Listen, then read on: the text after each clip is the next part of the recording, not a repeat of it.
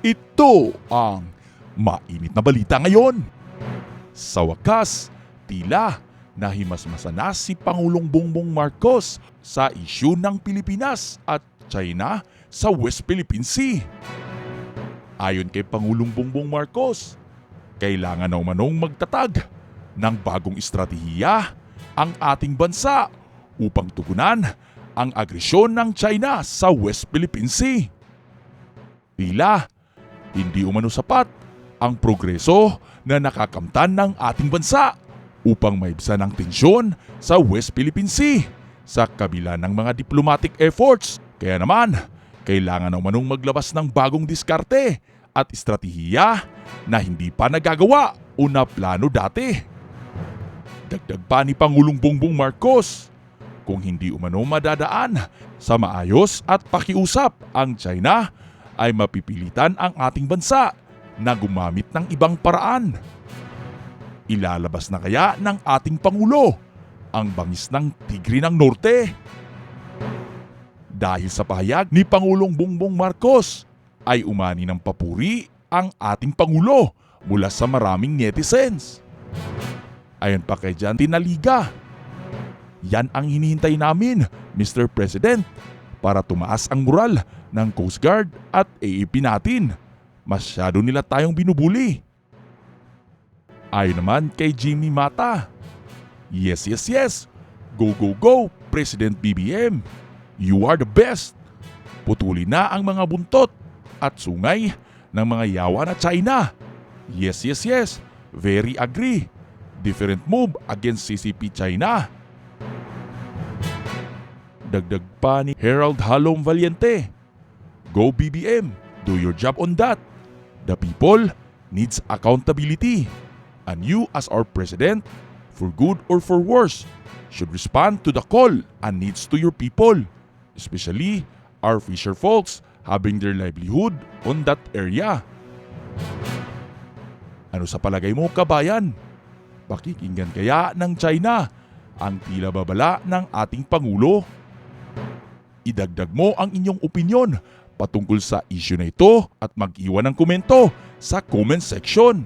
Binabati ko ang lahat ng mga OFW at ang inyong mga pamilya na sila ring nagsasakripisyo habang kayo ay kumakayod at nakikipagsapalaran sa ibang bansa. Ang mga pamilya po ninyo ay siyempre may sakripisyo rin sila. Kaya kasama sila sa pagtulong ng ating mga OFW sa Pilipinas. Kaya napakaganda na kayo'y kasama sa pagdiriwang ng ating OFW Family Day.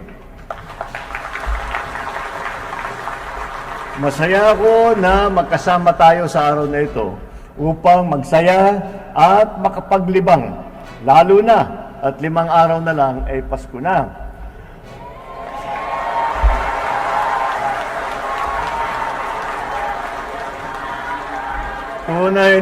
Tunay talaga at napakalaki ng kontribusyon ng ating mga OFW sa ating lipunan, sa ating lahat dito sa Pilipinas.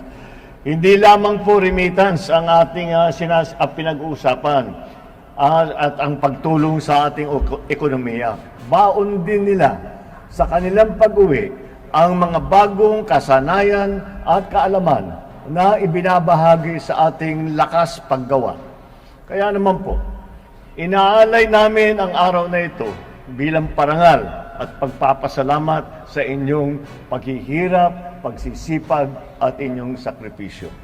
Nais din po naming higit na pagtibayin ang pagmamahalan ng inyong pamilya, lalo na at madalas ninyo silang hindi makapiling sa mahabang panahon. Nawat mas maging matatag ang samahan ninyo ng mga anak at makapiling din ninyo ang isa't isa sa pamamagitan ng okasyon na ito. Nais ko rin ipabatid sa inyo na hindi tumitigil ang pamahalaan sa pagkilos upang maipabuti ang inyong kalagayan. Una, nagtatagpo tayo ng One Repatriation Command Center na may nakalaang hotline para sa mga OFW maghihingi na kung kailangan humingi ng tulong. Ang hotline 1348 ay bukas, laging bukas at hindi nagsasara.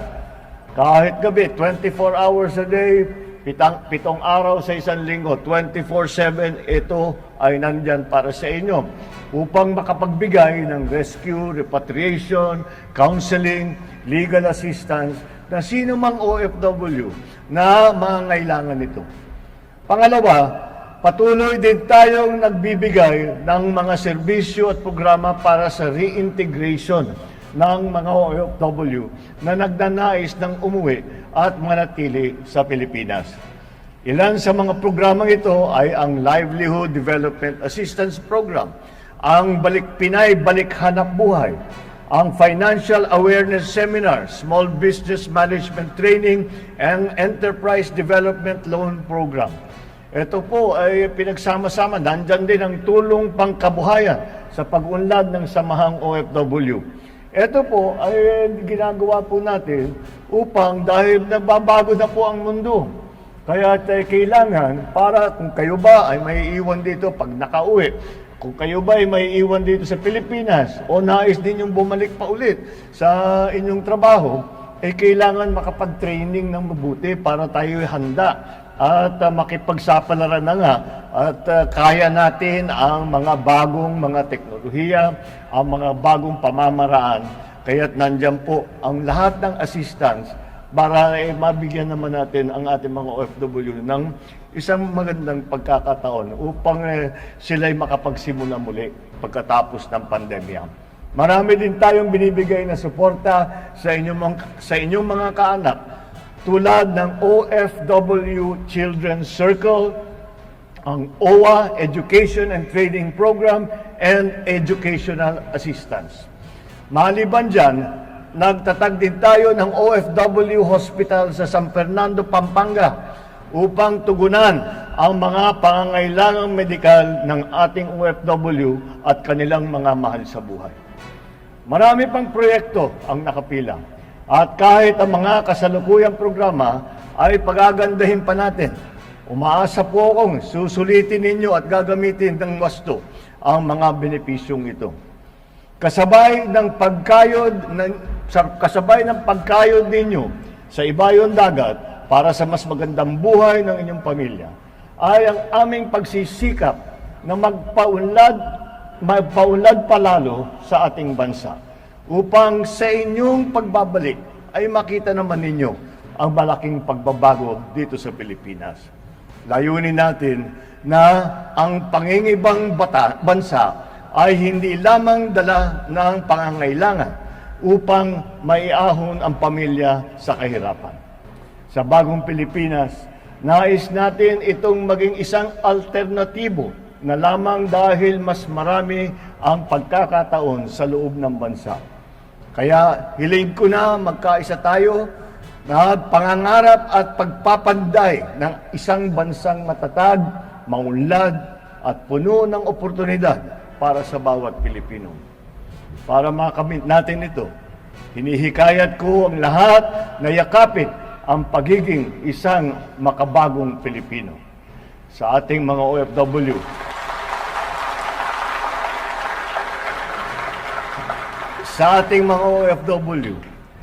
na araw-aray ay nagpapamalas ng sipag, husay at katatagan sa inyong mga propesyon at siyang maipagmamalaki natin sa buong mundo. Kayo ang tunay na halimbawa ng makabagong manggagawang Pilipino. Sa inyong patuloy na pakikiisa, buo ang tiwala ko ngayon may tataguyod natin ang isang bagong Pilipinas para sa mga Pilipino, ngayon at sa mga susunod pang henerasyon. Muli, binabati ko ang ating mga magigiting na OFW sa inyong mga mahal sa buhay. Maraming salamat at mabuhay kayong lahat. Maligayang Pasko at manigong bagong taon.